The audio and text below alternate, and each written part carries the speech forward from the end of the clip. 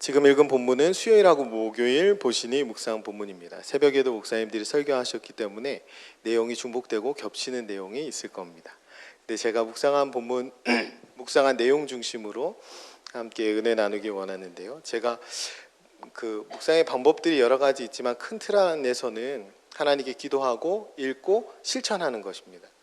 제가 가지고 있는 묵상의 방법은 동일한데 하나님께 성령 하나님을 의지해서 기도하고 그 다음에 그 본문을 읽으면서 하나님께 질문하고 내가 지킬 것을 찾고 그 다음에 기도하고 마무리를 합니다. 앞자만 떼면 성질 내기거든요.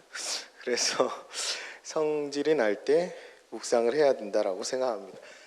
그래서 그 방법으로 묵상한 내용인데요. 오늘 묵상을 하면서 성령님께 기도하고 그 다음에 질문을 하는 겁니다. 이 본문에서 여러 가지 질문들을 하는데 사람들이 많이 모여들었는데 이 사람들은 병고침을 받으려고 모여든 사람들일 텐데 그 사람들을 두고 왜 예수님은 도를 전하셨을까?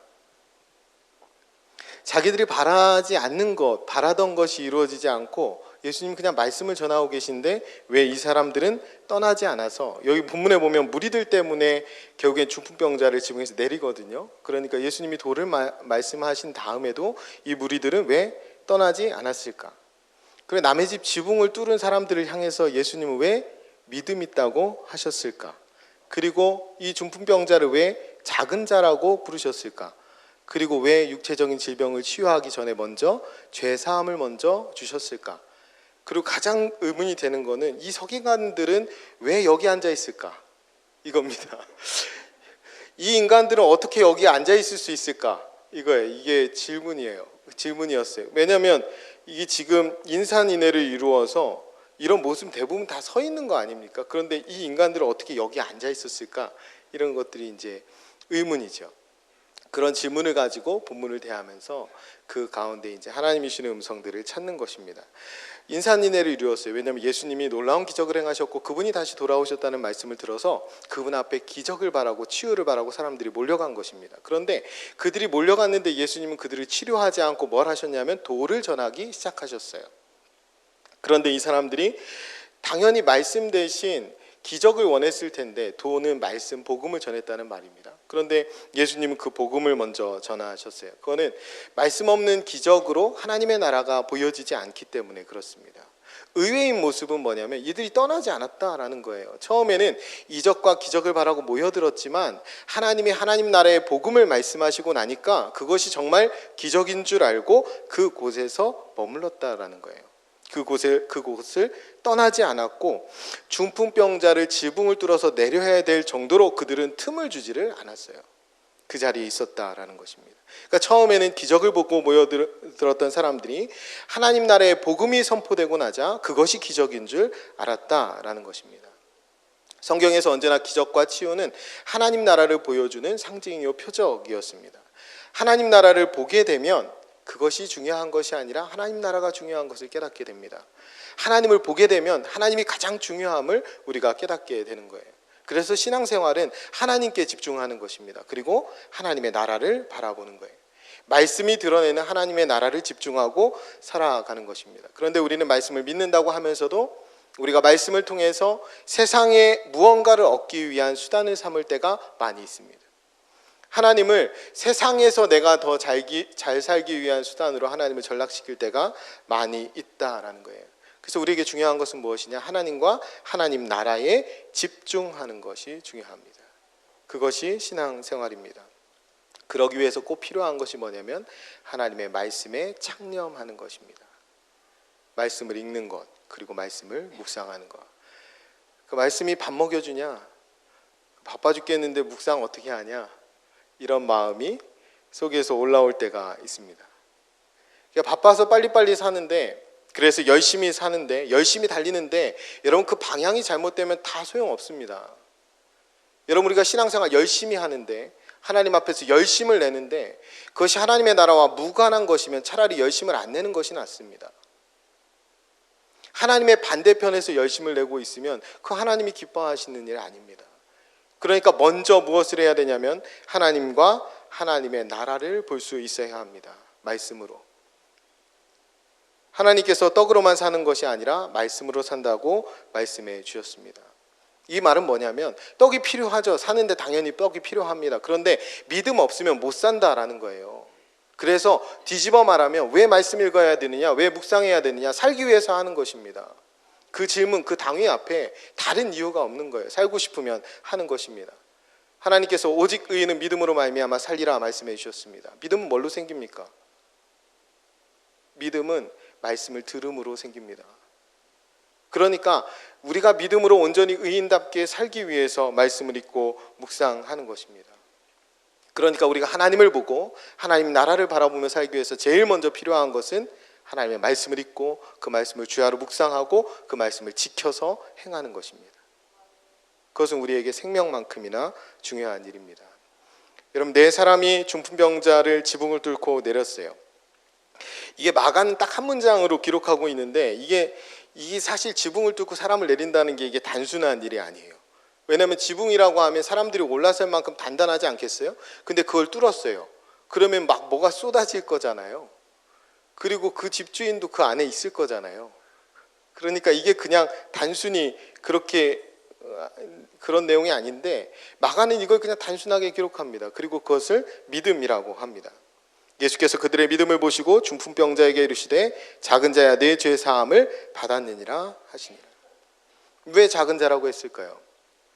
중풍병자는 격리 수용돼야 하는 죄인입니다. 왜 죄 사함을 먼저 해주셨을까요? 그가 죄인으로 살았기 때문입니다.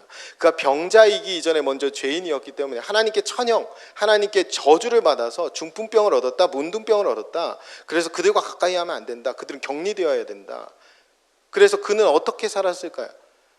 나는 죄인이다 이렇게 하면서 가슴을 치면서 살지 않았겠어요? 그러니까 그가 이 사회에서는 작은 자였던 것입니다.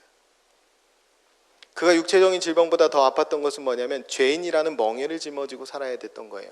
그래서 그거부터 해결해 주시는 것입니다. 당시 규례상 격리 수용돼야 되는 거예요. 이 작은 자, 중풍병자는. 근데 이 사람을 사람들이 많은 곳에 짊어지고 온 것 자체가 잘못입니다. 이 사람, 부정한 사람을 많은 사람이 있는 곳으로 짊어지고 온 것만 해도 잘못인데 남의 멀쩡한 지붕을 뚫어버렸어요. 그리고 말씀을 전하고 계신 예수님 머리 위로 그 사람을 내리는 것입니다. 이 부정한 한 사람을. 이게 무모하고 황당한 일인데 예수님께서는 이 일을 믿음이라고 칭찬하신 다음에 이 중풍병자에게 죄사함의 은총을 베풀어주고 계신 거예요. 여러분, 이게 보면 이게 상식을 벗어난 사람들 아닙니까? 이게 예의라고는 찾아볼 수 없어요. 그런데 이 행동을 두고 믿음이라고 간주하십니다. 그러니까 여기서 우리가 드는 질문은 도대체 믿음이 무엇인가? 하나님 말씀하시는 믿음이 무엇인가? 우리가 이거 생각해 볼 때 이 집주인과 혹은 무리의 시각이 아니라 이 네 사람과 중풍병자의 시각으로 이걸 다시 좀 볼 필요가 있습니다. 이걸 우리가 하는 보시니 묵상에서 거룩한 상상력이라 할 수 있는데 출발 전을 상상해 보는 거 어떻게 왔을까? 여러분, 이 네 명의 친구가 설득했을까요? 중풍병자가 친구에게 부탁했을까요? 이 사회 분위기상 이 작은 자 중풍병자 하나가 친구 넷을 설득해서 나 좀 거기다 데려다 줘 이렇게는 어렵습니다. 이 내 친구가 설득하지 않았겠어요? 야, 예수님이 오셨는데 낫는 데더라. 귀신도 떠나간 데더라. 한 번만 가보자. 그리고 그 사람이 중풍병으로 죄인으로 한동안 꽤 오랫동안 살았을 텐데 그가 그렇게 길을 나서는 건 쉬운 일이 아닙니다. 그 사람을 매서 결국에 설득해서 막 오는 것입니다. 그때 중풍병자가 어떤 기분이었을까요? 매어오는 동안에 아마 꼭 예수님을 안 만나도 되겠다라는 생각을 했을지 몰라요. 그 내 친구들 때문에 눈물을 펑펑 흘렸을지도 모릅니다. 나를 이 정도로 생각해주는, 나는 작은 자이고 나는 죄인인데 나를 이 정도로 생각해주는 친구들 넷이나 있다면 내가 이렇게 죽어도 뭐 이런 마음이 들지 않았을까요? 여러분은 여기까지 어떻게 오시게 되었습니까? 오늘 그런 것들을 생각해 보면 재미있습니다. 그런데 여러분들도 여러 가지 생각과 갈등들이 있을 수 있고 또 이유들이 있을 것입니다. 그런데 가장 중요한 것은 이들이 예수님께로 나온 이유 하나는 뭐냐면 그분을 만나면 해결이 될 것 같다. 라는 확신입니다. 여기에 믿음이 있는 거예요. 여러분들이 오늘 분주한 가운데 저녁 기도에 나오셨는데, 여러분들이 나오실 때 분명한 이유는 예수님을 만나면 내 문제가 해결될 수 있다라는 믿음을 가지고 이 자리에 있으셔야 합니다. 그것이 확신입니다. 어떠한 상황으로 어떠한 스토리가 여러분 이면에 있는지는 모르겠지만 이 문을 열고 들어오셔서 이곳에 앉아서 말씀을 듣고 기도해야 하는 저와 여러분에게는 그 믿음이 있어야 합니다. 예수님이라면 해결해 주실 수 있다. 예수님은 들어주신다. 해결되지 않더라도 예수님께서 귀 기울여 주신다는 사실 하나만으로 감격하고 돌아갈 수 있습니다. 아무것도 변하지 않더라도 주님이 나를 향해서 내가 너를 사랑한다, 내가 너를 기뻐한다, 그 음성 한 가지만 듣고 돌아가도 우리는 모든 것을 얻은 것과 다름없는 삶을 살 수 있습니다.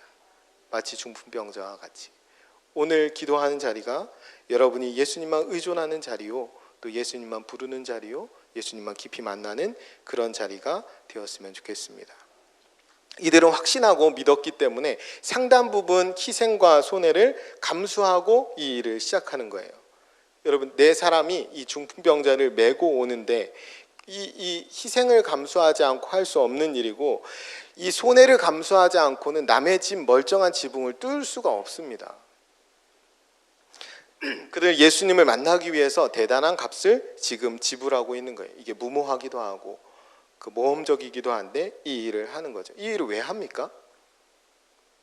이 내 친구 입장에서 보면 이 일을 왜 하는 거예요? 여기가 굉장히 중요한데, 이 일을 왜 하냐면 그 중풍병자 친구 한 명이 예수님을 만나게 해주기 위해서 이 일을 하는 것입니다. 이게 몰상식하고 무례하고 아나무인이 분명한데, 그것이 왜 믿음이냐면 타인을 위한 희생이기 때문에 그런 거예요. 타인을 위한 믿음이기 때문에 그렇습니다. 그러니까 예수님께서는 이 타인을 위한 이 각오와 결단을 믿음으로 보시는 거예요. 여러분, 나 은혜 받겠다고 남의 지붕 뜯어내는 것은 몰상식하고 무례한 일입니다. 우리가 이런 본문들을 간청하는 과부의 이야기나 이런 이야기나 대부분을 우리가 우리 좋을 대로, 나 좋을 대로 해석하다 보니까 그리스도인들이 무례하기 짝이 없는 그리스도인들이 되는 경우가 많아요. 나만 좋으면, 나만 더 얻을 수 있으면, 자리 좋은 자리 맡으려고 가방 던져놓고 안쪽으로 좀 들어가시라고 하면 들어가지도 않고, 새 가족이 왔는데 내 자리라고 비키라고 그러고, 내가 먼저 앞자리에서 은혜 받아야 돼가지고 그런다. 그럼 그것이 믿음입니까? 그것은 무례한 것입니다. 오늘 여기에서 믿음이라고 하는 것은 타인을 위해, 그의 생명을 살리기 위해, 그의 영혼을 살리기 위해 지붕을 뜯어내는 것을 믿음이라고 합니다. 우리에게 그렇게 희생할 수 있고 또 손해를 감수할 수 있는 그런 공동체적인 믿음을 하나님께서 회복시켜 주셨으면 좋겠습니다. 그럼 오늘 본문을 잘 보세요. 지금 수많은 무리가 여기에 모여서 인산인해를 이루었지만 희생과 손해를 감수한 사람들이 여기에 얼마나 되나 한번 보세요. 실제로 보면 이렇게 되어 있습니다. 어떤 서기관들이 거기 앉아서 마음에 생각하기를 이 사람이 어찌 이렇게 말하는가, 신성 모독이로다. 오직 하나님 한 분 외에는 누가 능히 죄를 사하겠느냐. 여기서 가장 중요한 질문이 나오는 거예요. 이 인간들은 왜 여기 앉아 있는가? 이 인간들은 어떻게 여기에 앉아 있을 수 있는 건가? 비집고 들어갈 틈도 없는 상황에서 여기 자리에 앉아서 이렇게 여유롭게 속으로 생각하고 판단하고 있는 이 사람들은 어떻게 이럴 수 있는가? 여러분, 이들은 좋은 자리에 앉아 있으면서도 간절함이 전혀 없습니다. 하나님 나라를 전혀 보지 못해요. 도리어 하나님의 아들을 신성모독죄를 덮어 씌웁니다. 여러분, 우리가 그렇지 않은지 돌아봐야 돼요. 우리가 좋은 자리에 매일 앉아 있는데, 우리가 편안하게 예배하는데 하나님 나라를 못 보고 살고 있는 것은 아닌지, 스스로 판단하는 것만 늘어나고 있는 것은 아닌지 돌아봐야 합니다. 여러분, 뒤늦게 지붕을 뚫은 사람들이 있고요, 일찌감치 자리를 잡고 앉아있는 사람들이 있습니다. 여러분, 내 것을 기꺼이 포기하는 사람들이 여기 있고요, 그리고 내가 깔고 앉아 누리는 기득권을 결코 놓지 못하는 인간들이 여기 있습니다. 여러분, 어느 쪽입니까? 이 본문을 대하면서 나는 어느 쪽인가?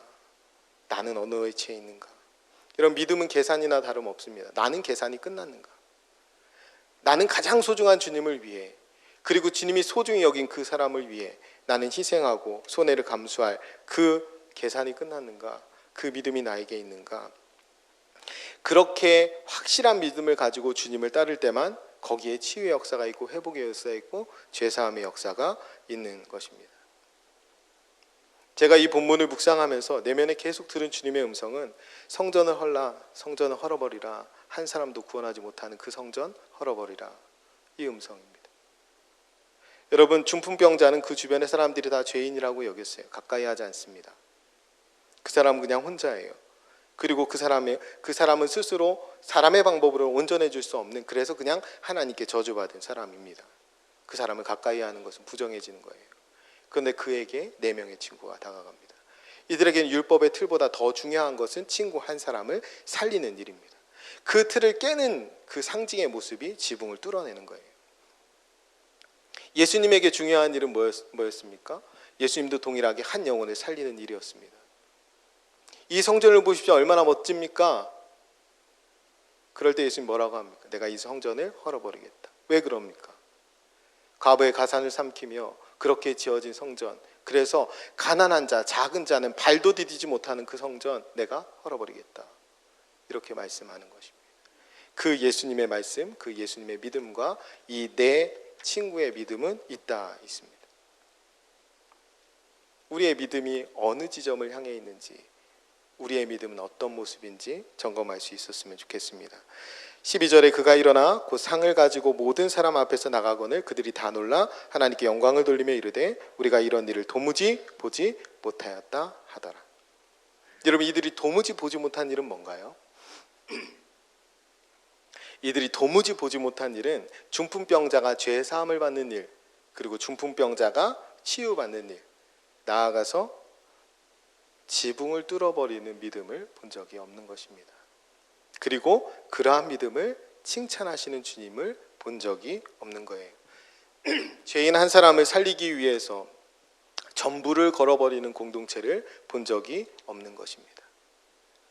바라기는 저희 교회가 말씀 가운데 더 든든하게 회복되고 더 든든하게 세워져서 한 사람을 살리기 위해서 지붕을 뚫어낼 수 있는 그런 용기 있는 교회가 되었으면 좋겠습니다.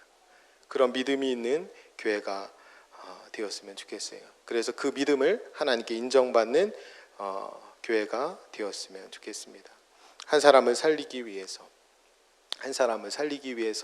우리가 여기 있고 교회가 여기 있음을 인정하며, 한 사람을 살리고 그 사람을 치유하기에 앞서서 먼저 하나님의 말씀을 듣고 그 말씀으로 내가 먼저 믿음으로 준비되어서 그 한 사람을 살리러 나아가는, 그러기 위해서 매일매일 묵상하며 하나님과 하나님의 나라를 바라보며 삶의 방향을 분명히 하고 그 방향을 걸어가면서 주님이 바라보는 그 작은 자 한 사람을 일으켜 세울 수 있는 그 믿음의 사람들이 되었으면 좋겠습니다.